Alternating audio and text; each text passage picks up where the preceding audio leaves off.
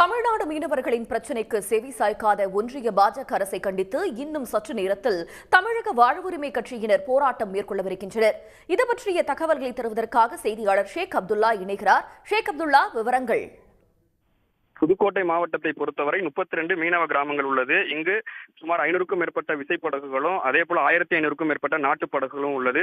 இதுல 20,000க்கும் மேற்பட்ட மீனவர்கள் இருக்காங்க.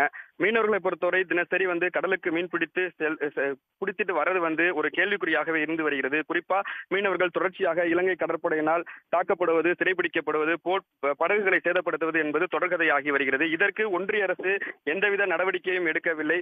குறிப்பா கடலிலேயே போராடி, கடலிலேயே உறவாடி, கடலிலே நம்பி வாழ்க்கையை அமைத்துக் கொண்டு வாழ்வதற்காக மீன் பிடிக்க செல்ற மீனவர்களுடைய நலனை காக்கணும். அதே போல மீனவர்கள் பிரச்சனைக்கு செவிசாய்க்கணும் என்ற கோரிக்கையை வலியுறுத்தி புதுக்கோட்டை மாவட்டம் கோட்டைப்பட்டினம் மீன்பிடி துறைமுகத்துல தமிழக வாழ்வுரிமை கட்சியை சேர்ந்தவர்கள் தற்பொழுது 500க்கும் மேற்பட்டோர் இந்த போராட்டத்தில் ஈடுபட்டு இருக்காங்க. குறிப்பா அந்த கட்சியை சேர்ந்த தலைவர் வேல்முருகன் உள்ளிட்ட கட்சியை சேர்ந்த நிர்வாகிகள் 3 படகுகள்ல கடல் வழியாக கடலிலேயே படகு மூலமாக தற்பொழுது கோட்டைப்பட்டினம் மீன்பிடி துறைமுகத்துல ஒன்றிய அரசை கண்டித்தும் தமிழக மீனவர் பிரச்சனையில தலையிட்டு இலங்கை அரசோட பேச்சுவார்த்தை நடத்தி இந்த சுமூக தீர்வை ஏற்படுத்தணும்னு வலியுறுத்தி போராட்டத்தில் ஈடுபட்டு இருக்காங்க. இந்த போராட்டத்தை பொறுத்த வரைக்கும் கோட்டைப்பட்டினம் மற்றும் அந்த சுற்று வட்டார பகுதியைச் சேர்ந்த நாட்டுப்படகு மற்றும் விசைப்படகு மீனவர்கள் மற்றும் அவர்களது குடும்பத்தினரும் பங்கேற்றிருக்காங்க.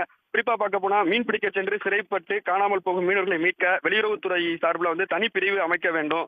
ஒன்றிய அரசின் இந்திய கடற்படை கடலில் மீன்பிடிக்கும் தமிழ்நாடு மீனவர்களின் பாதுகாப்பை உறுதி செய்யணும். அதே போல மீன்பிடி தடை காலத்துல மீனவர்களுடைய கொடுக்கக்கூடிய அந்த உதவித்தொகை அதிகப்படுத்தணும் உள்ளிட்ட பல்வேறு கோரிக்கைகளை முன்வைத்துதான் தற்போது இந்த போராட்டமானது நடைபெற்று வருகிறது. இந்த போராட்டத்துல தங்களது கோரிக்கையை வலியுறுத்தி பதாகைகளை ஏந்தி சுட்டெரிக்கும் வெயிலையும் பொருட்படுத்தாமல் தற்பொழுது இந்த போராட்டமானது தொடர்ந்து நடைபெற்று வருகிறது.